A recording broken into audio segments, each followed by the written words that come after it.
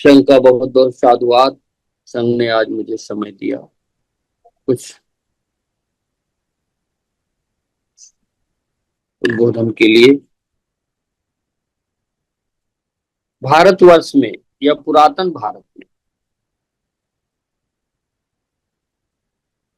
पुरातन समय में दो तरह के लोग रहते थे, दो तरह से काम होता था। प्रमुख काम जो थे, पहला काम जो प्रमुख था अपनी जीविका चलाने के लिए जानवरों का शिकार करके। ये सब मैं पीछे इसलिए लिए जा रहा हूँ कि चर्चा में सुन रहा था, चर्चा में भी मैंने देखा अभी बहुत लोगों को साहित्य को अपने जब तक ज्ञान नहीं होगा तब तक अच्छे विचार नहीं निकलेंगे और एक दिशा अच्छी नहीं मिलेगी कार की। तो जानवरों का शिकार करते, जानवरों का मांस बेचते थे, खाते थे, सुखाते थे, दूध निकालते थे। सभी लोग अपने अपने माइक बंद कर लें और वीडियो भी बंद कर लें।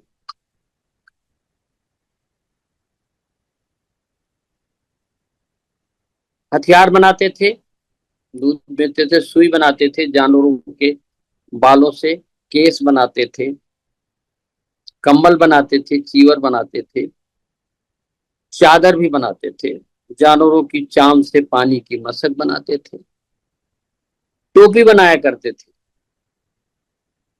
बेल्ट बनाते थे, थैला बनाते थे, पानी की छोटी छोटी बोतलें बनाते थे, कोट बनाते थे। ये बड़े अच्छे अच्छे कारीगर थे, बड़े अच्छे अच्छे साइंटिस्ट थे, बड़े अच्छे अच्छे इंजीनियर थे हमारे पुराने लोग, पूर्वज।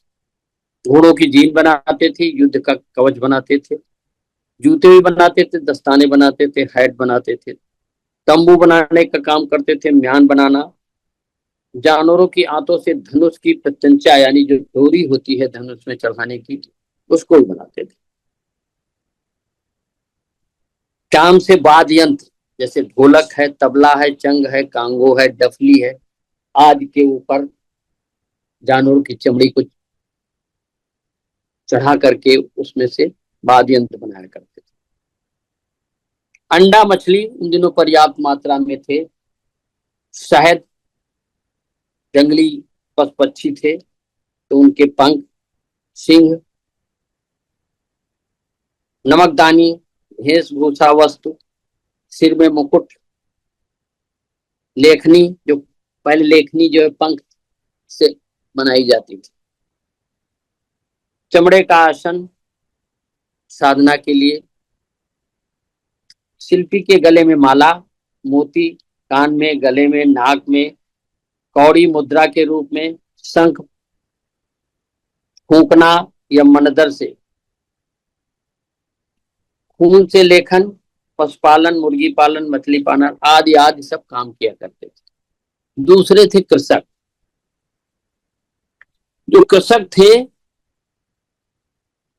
तो जलावन की लकड़ी हुई, पत्ते इकट्ठा करना है, घर बनाने के लिए लकड़ी, हथियार बनाने के लिए जंगली लकड़ी या जहर, तीरों में आगे जहर लगा देते थे, जीवन बचाने के लिए जड़ी बूटियां इकट्ठा करते थे, फल फूल इकट्ठा करते थे, खेती किसानी, फसल बाग बगीचा इसका सब काम करते थे। पूरी दुनिया में यही दो काम थे आरंभ में। बाकी काम, इन कामों को सुचारू रूप से चलाने के लिए, जीवन को सुविधाजनक बनाने के लिए तरह तरह के काम किए गए, जैसे बढ़ई है, बुनकर है, रंगैया है, लोहार है, इस तरह के काम लोग करने लगे। अन्य अन्य नचैया है, नाटककार है, गवैया है, रसोइया है, ये सब जो काम करते थे उसी के नाम से जाने जाने लगे। आरंभ में रुपया यानी पैसा, मुद्रा, रजत, कांसा ये कुछ नहीं था। लोग अपनी जरूरत के चीजें दूसरों को सामान के बदले में आपस में आदान प्रदान करके लेते थे।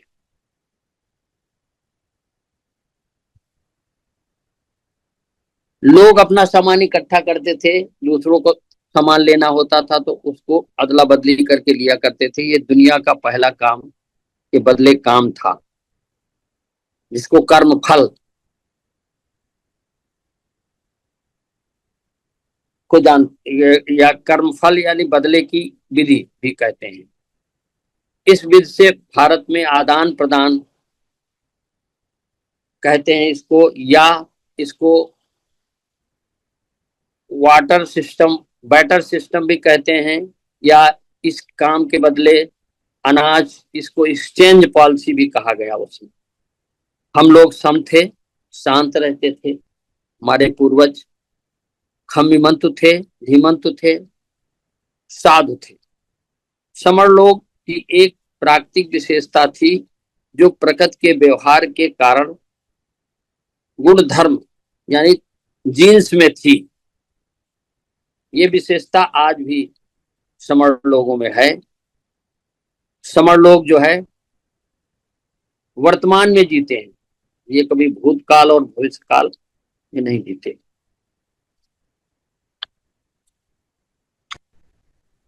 आगे थोड़ा सा हम धम्मी समर धम्म के बारे में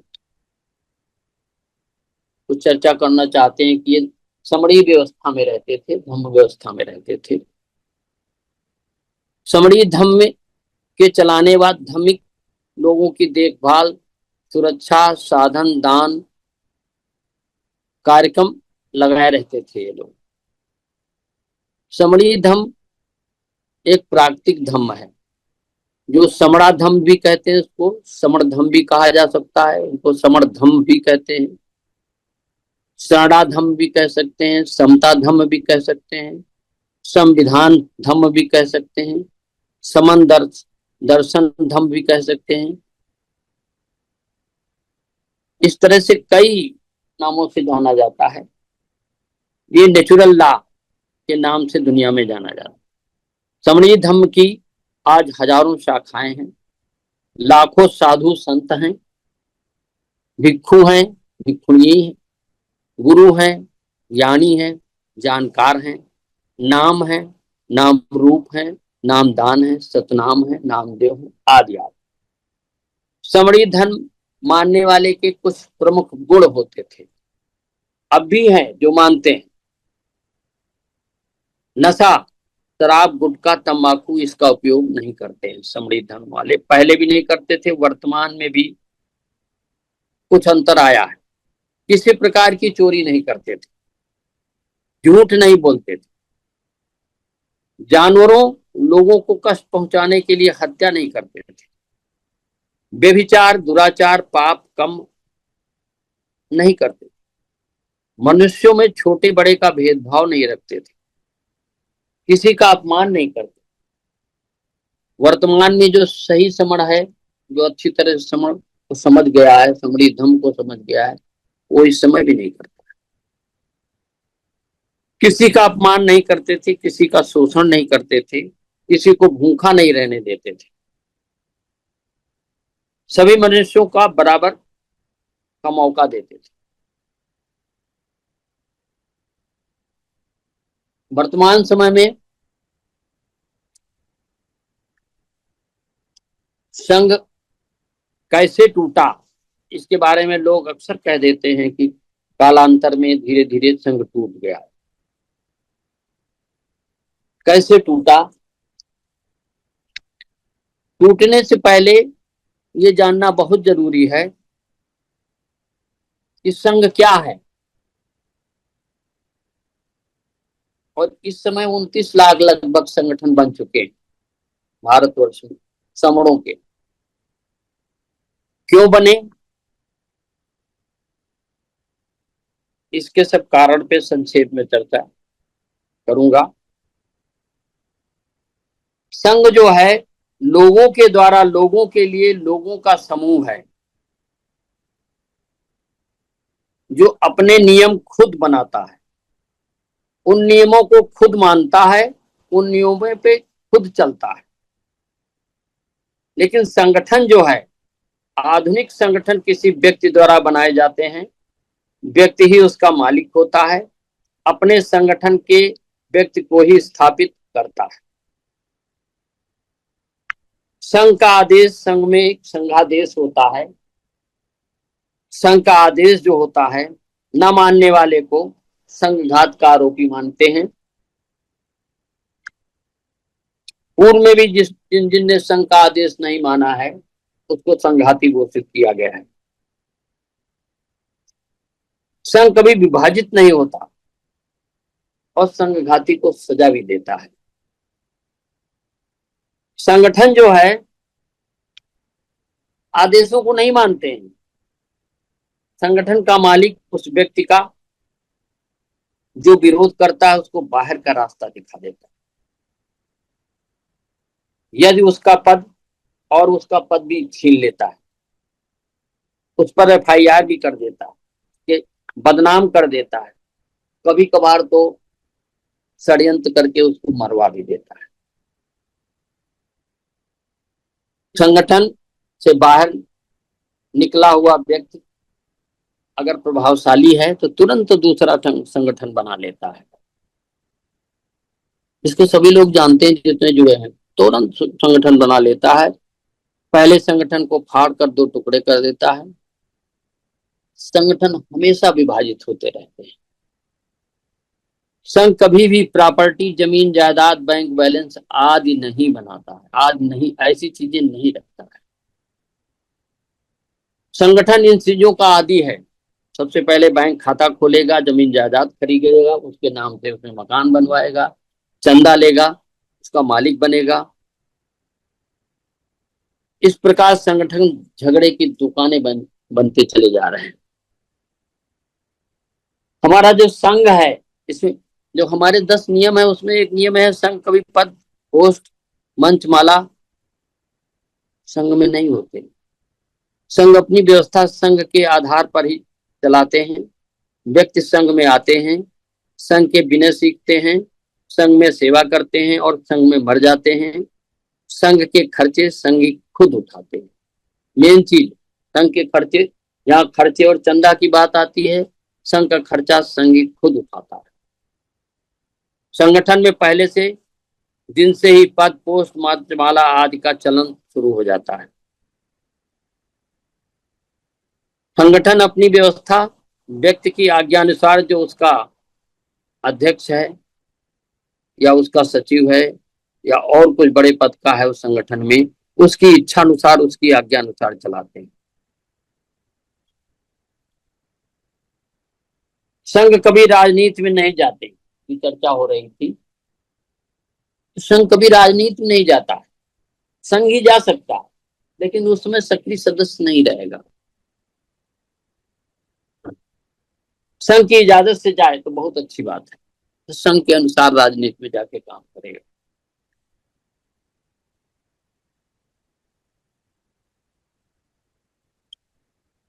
संगठन जो है राजनीतिक पार्टियां ही बनाती हैं। संगठन बनाए ही इसीलिए जाते हैं। संगठन के मालिकों को कोई राजनीतिक टिकट दे दे या चुनाव में खड़े होने बैठने की महानता दे दे या खुद एक आधा एमपी एमएलए बन जाए। संगठनों का पहला और अंतिम उद्देश्य राजनीति में जाकर के उनमें पदों को प्राप्त करना है। राजनीतिक पार्टियों के मंच में उसके सहारे से एमएलए एमपी बनना, या छोटे छोटे संघ जो होते हैं जिला लेवल की राजनीतियों में भी अपने पद पाने की कोशिश किया करते।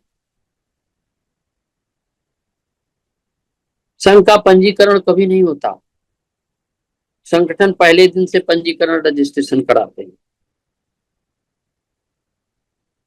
संघ में केवल एक ही सोच, एक ही विचार, एक से आचार, एक ही तरीके का आचार विचार, एक ही क्रिया, एक ही उद्देश्य होता है।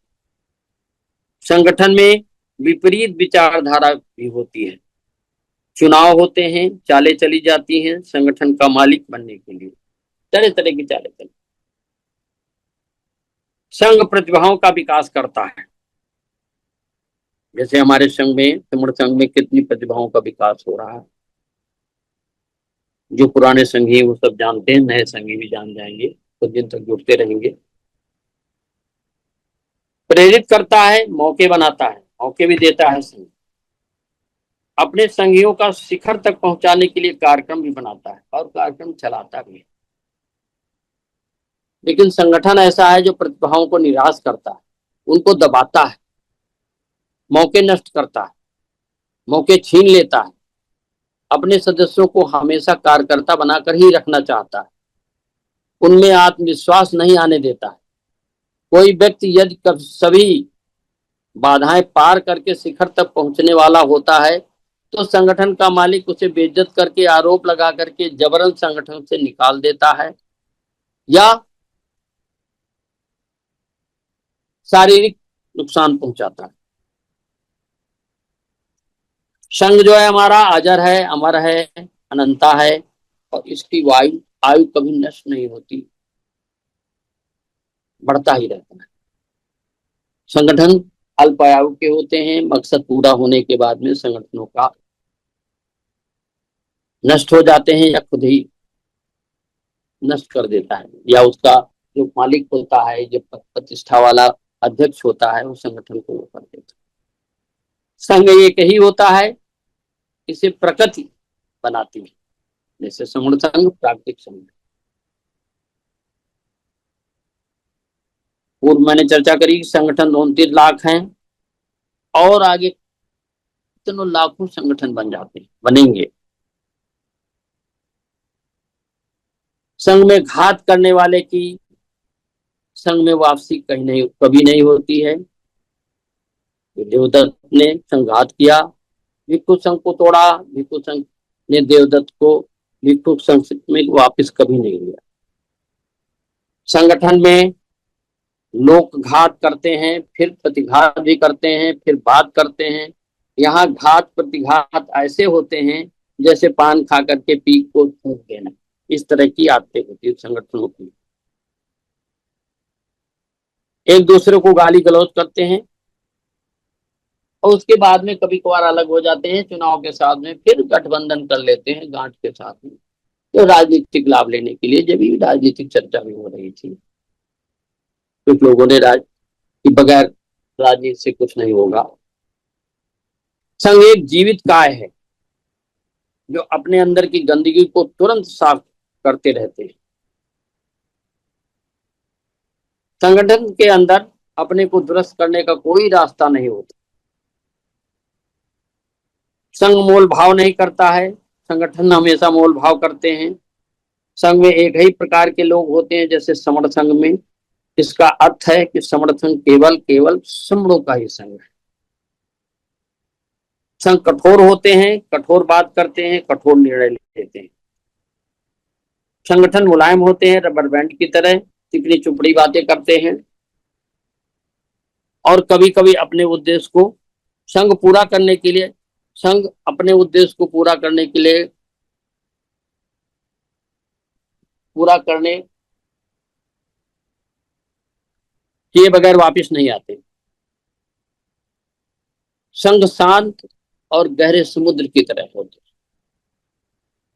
संघ बयानबाजी यदा कदा ही करती है, हमेशा काम की बात करती है। संगठन उथले होते हैं, चंचल होते हैं, बारिश में पानी की नाले की तरह होते हैं जिनकी जिंदगी बहुत थोड़ी होती है। अब हम थोड़ा सा आगे और जाना चाहते हैं कि अक्सर बात होती रहती है कि हमारे पुरातन समण संघ को कैसे नष्ट किया गया, कैसे नष्ट हुआ,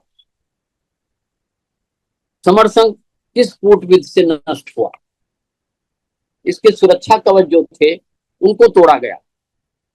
इसका सबसे बड़ा सुरक्षा कवच था सन्निपात बाहुल, जो मनहूस शनिवार के रूप में प्रचारित करके इसको तोड़ा गया। समणों का खाना पीना छीन लिया गया। प्रकृति द्वारा दिए गए भोज पदार्थों से इनके अधिकार हटा दिए गए या बमड़ों ने अपने अधिकार में ले लिया।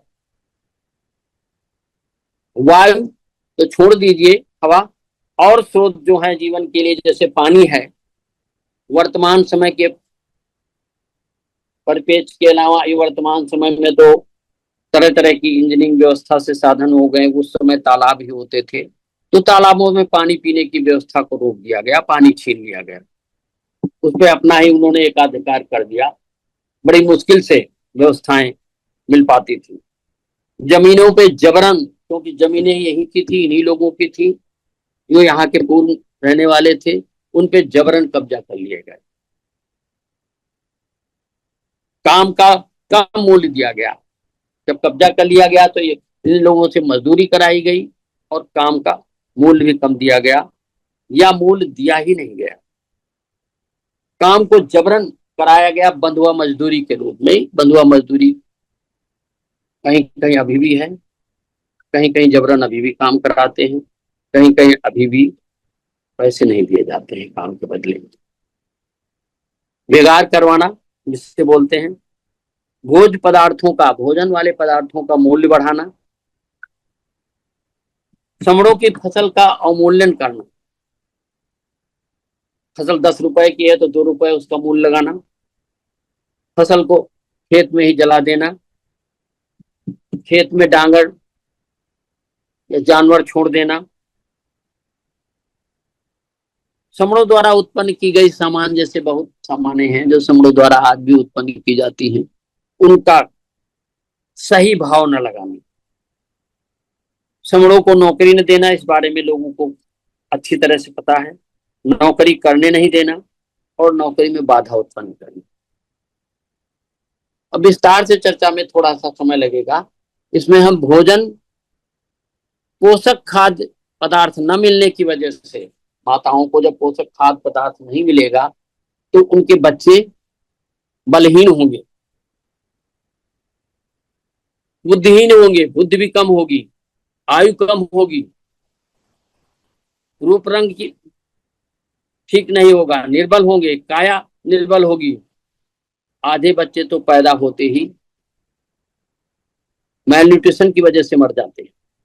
आधे बच्चे की जज्जा जज माँ पैदा करते ही समय मर जाया करती थी। वर्तमान समय में कुछ स्थिति में इंप्रूव हुआ। कोई बच्चा बचेगा, अगर बच भी गया तो पहले बच्चे को गंगा में डाल दो, पानी में बहा दो या पत्थर में, पत्थर की मूर्त के आगे पटक करके उसको मार दिया जाता। ये बड़ी कुप्रथा थी। भोज पदार्थों के अभाव में हमारे श्रमण बच्चे बच नहीं पाते थे। जो बच भी गए, बच्चों को अच्छे स्कूलों में भर्ती करवाने के लिए हमारे श्रमण लोग ही आपस में एक दूसरे के दुश्मन बन जाते थे। अभाव सगे भाइयों के बीच में भी झगड़ा करा सकता। जैसे सगे भाई अकल से काम नहीं लेते हैं तो अभाव की स्थिति में आपस में लोग लड़ने लगे। अब आगे बात बहुत ऐसी जो बताना चाह रहा हूं, जो श्रमणों ने अपनी ही नारियों को इज्जत देना बंद कर दिया। श्रमण संघ की सबसे मजबूत दीवार जो है श्रमण की महिलाएं हैं। पहले भी थी, अब भी हैं, आगे भी रहेंगी। श्रमण महिलाओं के विचारों को तोड़ा गया, उनके बच्चों को हथियार बनाया गया। ऐसा प्रचार किया गया कि यदि फला व्रत नहीं रखा गया तो बच्चों को का अनिष्ट हो जाएगा। अब कौन मां चाहेगी कि उसके बच्चे का अनिष्ट हो जाए?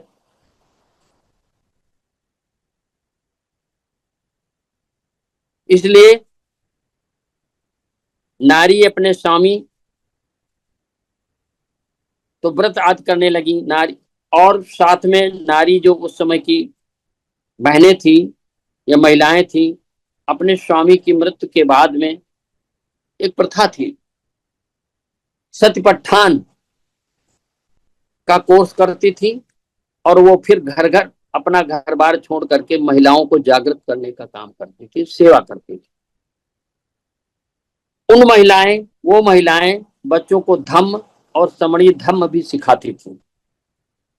उन महिलाओं को पति की लाश के साथ जबरन नशा पिला करके ऊंची आवाज में ढोल नगाड़े आदि बजा करके, ताकि महिला शोर न मचा सके, उनको बांस में बांध करके जबरन जिंदा आग में जला दिया जाता था। भारत जो है हमारा माता प्रधान सभ्यता का देश रहा है। इसमें पिता प्रधानता या पिता प्रधान सभ्यता बमों के द्वारा घुसाई गई। क्योंकि बमणों की विदेशी सभ्यता पिता प्रधान रही है, उनके साथ नारियां कभी नहीं आई। ये हमारे सभी समझ जानते हैं, जो जुड़े हैं, जो नए हैं उनको नहीं पता होगा। नारियां कभी नहीं आई। यूरोप में सभी धार्मिक सत्ता नरों के हाथ में होती है। नारियां केवल वहां नरों को पैदा करने के लिए या बच्चों को पैदा करने के लिए मशीन तक का काम करती है, जननी का काम करती। बमण अकेले आए थे। कोई भी बमड़ी या ब्राह्मणी शब्द कहीं भी नहीं मिलता। हमारे पुराने इतिहास में ये शब्द है ही नहीं। यहीं की महिलाओं का इस्तेमाल किया गया बच्चों के पैदा करने के लिए। ये डीएनए से प्रूफ भी है। बमणों ने जबरन महिलाओं को दबाया, उनके ज्ञान के दरवाजे हमेशा के लिए बंद कर दिए, उन्हें घरों में कैद कर दिया, इनके उनके मुंह तक ढक दिए। पहले बहुपति परंपरा थी,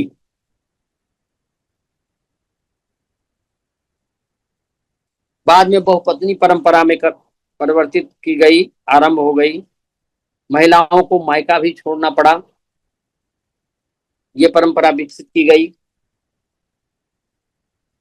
ना तो महिलाएं मायके की जमीन जायदाद में कुछ हिस्सा ले सकती हैं, ना उनका कुछ अधिकार है, ना ही ससुराल की जमीन जायदाद में कोई हिस्सा लेने का अधिकार। जबकि नारी पुरातन काल से मातिक यानी मातृत्व संपत्ति की वारिस होती थी। वर्तमान में नहीं है। उसके शिक्षा, उसका रोजगार, रुपया पैसा, निर्णय का अधिकार, सभी अधिकार छीन लिए गए थे। इस समय कुछ है ऐसा नहीं है, कुछ आ गए हैं बाबा साहब की कृपा से। यहां तक कि जिस बच्चे को जान पर खेलकर पैदा करती थी, उस बच्चे को भी पिता के नाम से जाना जाता है।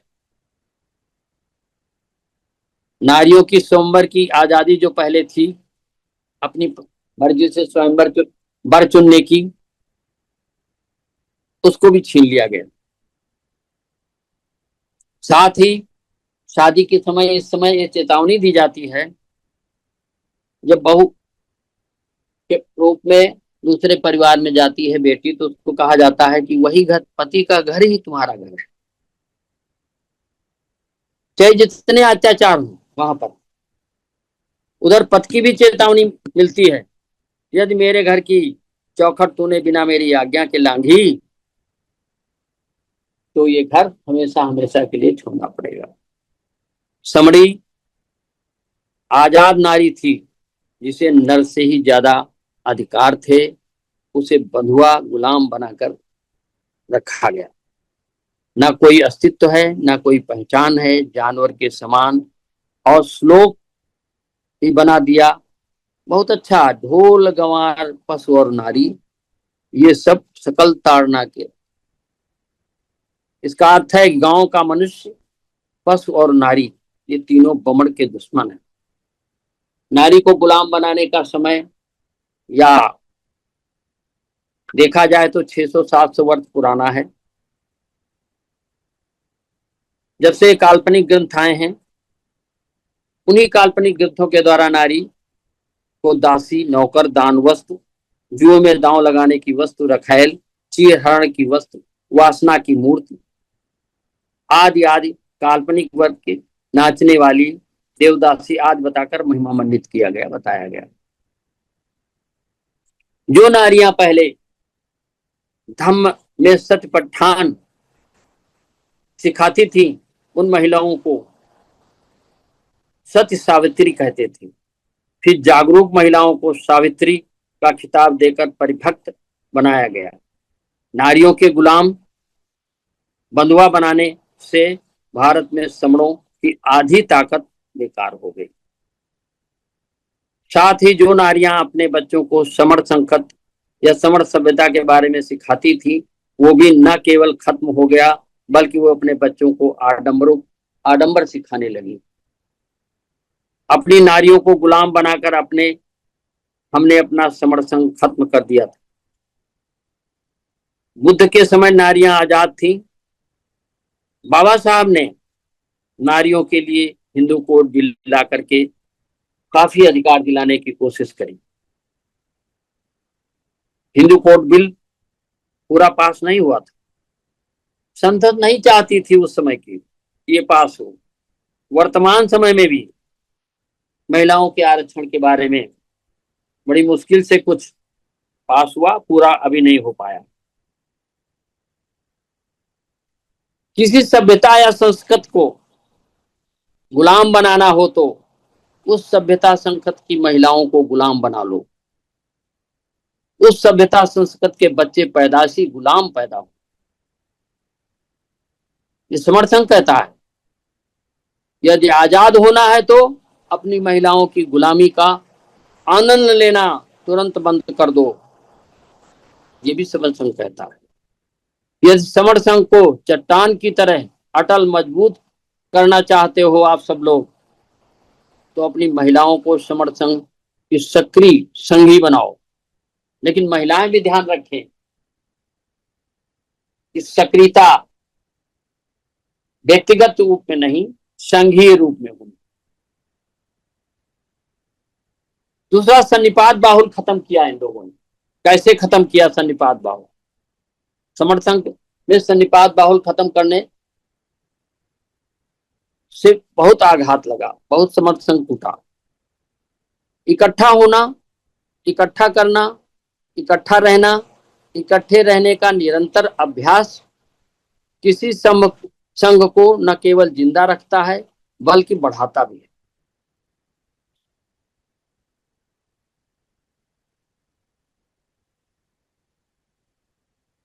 बल्कि बढ़ाता भी है। जैसे करत करत अभ्यास के जड़मत होत सुजान।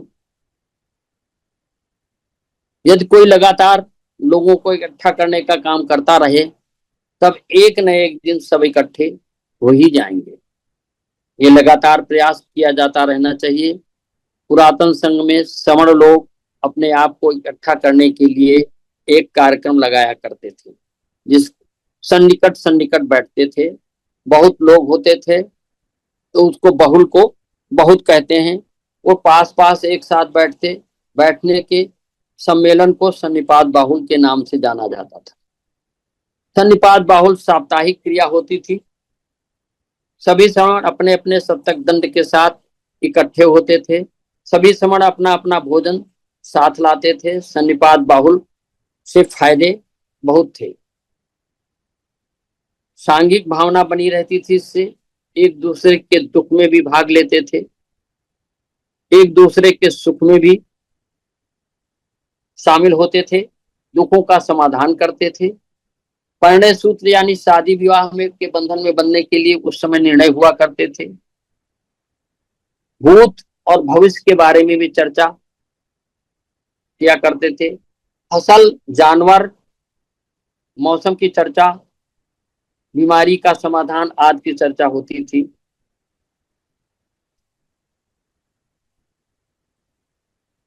इससे उनका मनोबल बढ़ता था, धन बल बढ़ता था और संघ बल भी बढ़ जाता।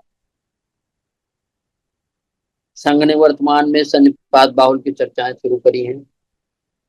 काफी दिनों से चर्चाएं हो रही हैं, सक्रियता आ गई है।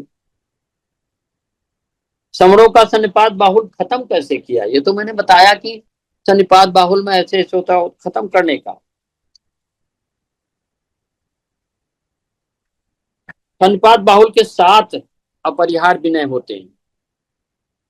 इन नियमों को मानने वाले संघ हमेशा संघी या संघ हमेशा अजेय रहते हैं, और जो इन नियमों को तोड़ता है तो वो संघ टूट जाता। पहला विनय था, जब तक समण संघ के लोग अच्छी प्रकार से संगीत लगाते रहेंगे तब तक समण लोगों को कोई हरा नहीं सकता। ये भगवान बुद्ध के बताए हुए नियम हैं।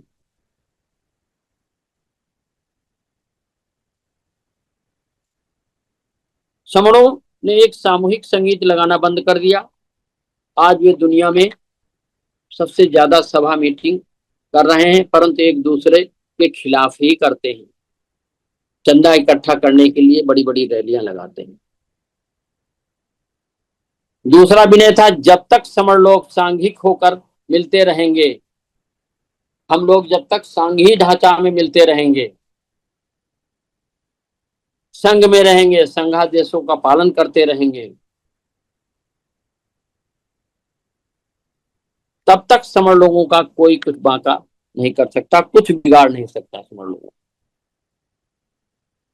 समणों ने संघ की तरह मिलना छोड़ दिया, अपने अपने संगठन बना लिए, संघ में संघ से असंग हो गए, संघी से असंगी हो गए, संघादेश को मानना छोड़ दिया, आपस में लड़ने लगे। अभी कुछ लोगों को जिनको समझ में नहीं आता आते हैं, छोड़कर चले जाते हैं। साप्ताहिक बैठकें यानी सन्निपात बाहुल में कभी कभार मैंने भी सुना है, ये भी एक कोई नया संगठन बन गया है। आदि आदि। तीसरा विनय था, जब तक समण लोग नए नियमों को बनाएंगे, बनाए हुए नियमों का उल्लंघन नहीं करेंगे तथा पुरातन नियमों का अनुसरण करते रहेंगे, तब तक समण लोगों को कोई हरा नहीं सकता या उनका कोई नुकसान नहीं कर सकता। वर्तमान समय में समण लोगों ने नए नियमों को बनाना छोड़ दिया, पुराने नियमों को मानना बंद कर दिया। इससे धीरे धीरे धीरे धीरे होता है समर्थन खत्म होता चला गया। क्योंकि संघ जो है नियमों का बंडल होता है, नियमों का समूह होता है, उसका कोई भी अगर नियम एक तरीके से संघ के आधार होते हैं और नियम उसका कोई टूटा तो संघ टूटता चला जाता है। चौथा नियम था, जब तक समण लोग अपने उपजनों यानी का सत्कार, नायकों का सत्कार, सम्मान, समर्थन या उसकी सलाह का पालन करते रहेंगे, तब तक उनका कोई बाल बांका नहीं कर सकता। समण लोगों ने अपने अपने कुल परिवार के हिसाब से अपने अपने बुजुर्ग बांट लिए। अब वे अपने कुल माता कुल पिता को ही कुल देवी या कुल देवता मानने लगे हैं। समण देव, समण देवता, समण देवा, समण माता, समण देवी, कुल देवी आदि देवियों का चलन खत्म हो गया। इससे देवी देवताओं की संख्या करोड़ों में हो गई, पर समणों का सब कुछ चला गया। कुल देवता या कुल देवी आपस में टकराने लगे, नायकों का सम्मान, सत्कार, समर्थन कमतर होता गया, धीरे धीरे कम होता चला गया, उनका अवमूल्यन होता चला गया। समण देवी समण देवता से वे कुल देवी कुल देवता, गांव की देवी गांव का देवता, मोहल्ले की देवी मोहल्ले का देवता, नगर की देवी नगर का देवता तक सीमित होकर के रह गए। उसे देवी कहते हैं। जैसे गंगा पानी देती है तो गंगा देवी कहते हैं, घर की महिला भिक्खु को पिंड देती है उसको देवी कहते हैं, पुल्लिंग वाले को देवता कहते हैं। हिमगिरी पहाड़ हमें हिम देते हैं तो हिमगिरी देवता कहते हैं। नरभिक्ष को चीवर देता है, उस नर को देवता कहते हैं। पंचम विनय भी ये था, जब तक समण लोग कुल माताओं का सम्मान करते रहेंगे, बलपूर्वक अपहरण का विरोध नहीं करेंगे, तब तक समण लोगों को कोई हरा नहीं सकता। छठा नियम था, जब तक समण लोग नगर या नगर के बाहर चेतियों स्तूप हुआ करते थे, जो वर्तमान में कहीं कहीं विद्यमान हैं, कहीं कहीं नष्ट हो गए, उनका आदर करते रहेंगे, धम्मदान देते रहेंगे, तब तक समण लोगों का कोई हरा नहीं सकता। चेतीय स्तूपों जो है वो समणों के केंद्र हुआ करते थे। धम्मदान का अर्थ है धम्म के विनयों पर चलना, जानना, मानना, सीखना, सिखाना। धम्म संघ को मजबूत करता है। स्तूप पर सभाएं चलती रहती थी। समणों ने अपने केंद्रों की मान्यता खत्म कर दी, धम्म की मान्यता खत्म कर दी, संघ की मान्यता धीरे धीरे कमजोर होती चली गई। सातवां विनय है, जब तक समण लोग अरहतों की पूजा, सुरक्षा, रक्षा, समर्थन लेते रहेंगे, तब तक समर लोगों का कोई कुछ बिगाड़ नहीं सकता। अरहतों से मतलब है योग्य लोग। अब इसमें आगे चल के समर लोगों ने अपने योग्य लोगों की देखभाल मान्यता बंद कर दी, और समर लोग अब नेता, राजनीतिक पार्टी, पैसे वाले लोगों को, पोस्ट वाले लोगों को, आईएएस को, आईएफएस को, आईपीएस को, आईआरएस को आज की स्तुति करने लगे हैं, चमचागिरी करने लगे हैं, इनको अपना भगवान समझने लगे हैं। समर लोग लालची, मौका परस्त हो गए हैं। समरों का पतन इस तरह से धीरे धीरे होता चला गया। दुनिया के मुसलमान शुक्रवार को इकट्ठा होते हैं, सन्निपात बाहुल करते हैं। दुनिया का ईसाई रविवार को इकट्ठा होता है, सन्निपात बाहुल करता है। दुनिया के ईसाई रविवार को, नेपाल में शनिवार को आज भी छुट्टी होती है, जो कि सन्निपात बाहुल की याद दिलाती है। समर संघ हर शनिवार को जूम पर सन्निपात बाहुल की चर्चा करता है, और सन्निपात बाहुल शनिवार या इतवार को, रविवार को किसी एक स्थान पर लगाता है। अब आती है बात जो हमारा समणीय धम्म है, जिसको मैंने अभी 5-6 नियम बताए थे। समणीय धर्म क्या है? समण सभ्यता, समण संखत को सुचारू रूप से, नियमबद्ध रूप से चलाने के लिए कुछ नियम का पालन लोग करते थे। उन नियमों की याद दिलाने के लिए, आज भी संवैधानिक नियमों की याद दिलाने के लिए, पालन करवाने के लिए पुरातन समय से आज तक बहुत सारे लोग हुए हैं, जिन्होंने समणों के सामाजिक नियम व समणों की अजन्म विनयों को लोगों को याद करवाने में का काम किया है। ऐसे लोग कौन थे जो पहले भी याद दिलाते थे, वर्तमान समय में कुछ लोग याद दिला रहे हैं। ऐसे लोग साधु हुआ करते थे, संत हुआ करते थे, बाबा हुआ करते थे, भाड़क बोलते थे, प्रचारक बोलते थे, इनको भिक्षु बोलते थे। कुछ हमारी भिक्षुणियां भी थी, सामणेर बोलते थे, सामणेरी बोलते थे, अनागरिक बोलते थे, बुद्ध बोलते थे, बोधिसत्व बोलते थे, महावीर बोलते थे, साध्वी बोलते थे। वर्तमान समय में इंग्लिश में टीचर बोलने लगे हैं, गुरु बोलने लगे हैं, स्वामी बोलने लगे हैं, स्वामी बोलने लगे हैं, महाराज बोलने लगे हैं, पुरोहित बोलने लगे हैं, ज्ञानी बोलने लगे हैं, पंडित आदि कहा गया है। बाद में इसमें देखिए, बाद में इनमें नाम से ही समुदाय, संप्रदाय, ग्रुप, वर्ग बना ले। इन प्रचारकों की मूल भावना के जो बिल्कुल विपरीत है, ऐसी समण संतों की वाणी को समणीय धम्म कहते हैं। यदि समणीय धम्म के नाम से ये सभी धारा बहती एक साथ, तब संघ कभी भी कमजोर नहीं होता, बल्कि मजबूत बनता चला जाता। इसलिए समणीय शब्द को ही लुप्त किया गया। व्यक्तियों के नाम से धम्म की शाखाएं बनाई गई, उनको प्रचारित किया गया, जैसे जैन धम्म, बुद्ध धम्म, संत रविदास का धम्म, संत कबीर का धम्म, संत गुरु घासीदास धम्म, संत दुर्बलनाथ धम्म, संत गुरचांद ठाकुर धम्म, संत नामदेव धम्म आदि आदि। अब आप कितनी भी कोशिश कर लें इन संतों के चेलों की को एक साथ लाने के लिए, तो कभी इकट्ठा नहीं कर पाएंगे, क्योंकि इन चेलों को अपने गुरुओं की वाणी से कोई लेना देना नहीं है। बस गुरु जी के रूप में, गुरु जी का आश्रम, उनके पद, भक्तों से चंदा, अपने रुतबे आदि से उनको लगाव है।